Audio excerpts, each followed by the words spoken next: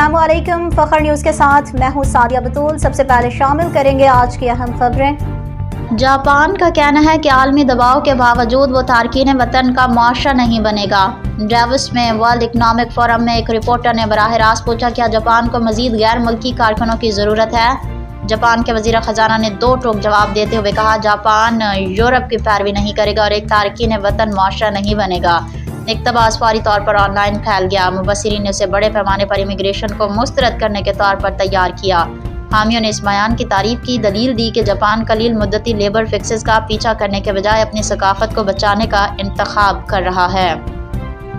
ناقدین نے خبردار کیا کہ جاپان کے عمر رسیدہ آبادی اور کم ہوتی افرادی قوت اس موقف کو معاشی طور پر خطرناک بناتی ہے۔ بیان بازی کے باوجود جاپان پردے کے پیچھے سختی سے کنٹرول شدہ عارضی ورکرز پروگراموں کو بڑھا رہا ہے۔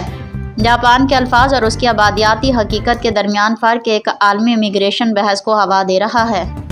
مزید خبروں اور اپڈیٹس کے لیے دیکھتے رہیے فخر نیوز HD۔